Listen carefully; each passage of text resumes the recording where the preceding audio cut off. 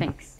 Yeah 20 years of trust run చేయడం అనేది ఒక ఇన్స్పిరేషనల్ అయితే కనుక, అంటే దీని తలసేమియా పేషెంట్స్ కోసం చేస్తున్న ఇది ఏంటంటే ఒక ఇన్నోవేషన్ కింద ఫస్ట్ టైం ఒక మ్యూజికల్ నైట్ అనేది చేస్తున్నారు.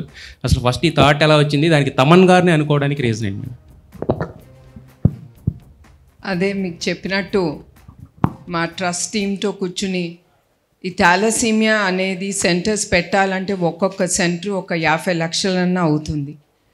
సో ఇట్లాంటి సెంటర్స్ పెట్టి ఎస్పెషలీ పిల్లలకి ఈ సేవా కార్యక్రమం ముందుకి తీసుకెళ్ళాలంటే ఎట్లా అనే ఆలోచన ఇప్పుడుది కాదు, ఎప్పటి నుంచో మా టీంలో ఈ థాట్ అనేది జరుగుతూ ఉంది. వి వర్ డిబేటింగ్ ఏం చేస్తే మనకి ఆ డబ్బు అనేది వస్తుంది తిరిగి మన పిల్లలకి, థాలసీమియాతో బాధపడుతున్న పిల్లలు కానీ పెద్దలకు కానీ మనం ఎట్లా ముందుకి తీసుకెళ్ళగలం అనే ఆలోచనలో మాకు ముందు తట్టింది Thaman garu. Because we are also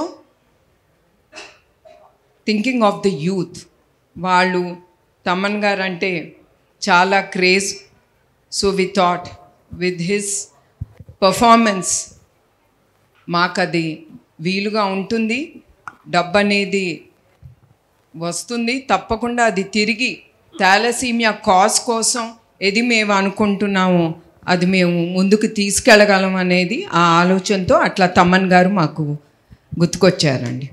yes ma'am. అయితే మీకు 2 నేపథ్యాలు ఉన్నాయి, అంటే ఒకటి రాజకీయ నేపథ్యం ఉంది, అలాగే సినీ నేపథ్యం కూడా ఉంది. ప్రస్తుతానికైతే తమన్ గారితో కలిసి చేస్తున్నారు కదా, మరి ఫ్యూచర్లో గవర్నమెంట్ ఆఫ్ ఏపీతో కూడా ఏమన్నా కొలాబరేట్ అయ్యి ఈ ఎన్టీఆర్ ట్రస్ట్ తరపున ఇంకా మరిన్ని కార్యక్రమాలు చేసే అవకాశం ఉంది? నేను మీకు చెప్పినట్టు 28 ఏళ్ళు మేము ఏ ప్రభుత్వం సహకారం మేము తీసుకోలేదు. మేము అట్లానే మేము ఏ ప్రభుత్వాన్ని సహకారం అడగము. అదే కాకుండా the only thing is thalassemia తర్వాత పేషెంట్స్కి చాలా ఖర్చు ఉంటాయి. 4 నుంచి 7,000 రూపాయలు వాళ్ళ మందుకే ఖర్చు అవుతుంది. అది పేద ప్రజలు వాళ్ళు అది భరించలేరు. అట్లానే ఆ ట్రాన్స్ఫ్యూషన్ కిట్ అనేది కూడా చాలా ఖరీదైంది. అది కూడా ప్రభుత్వంని మేము అడగదలుచుకున్నాము. So that they can through Aarogyasri వాళ్ళు ఈ మెడిసిన్స్కి కానీ మందులకు కానీ ఈ బ్లడ్ ట్రాన్స్ఫ్యూషన్ కిట్కి కానీ వాళ్ళు సహకరించాలని అదొకటి నేను ప్రభుత్వాలని కోరుతున్నాను.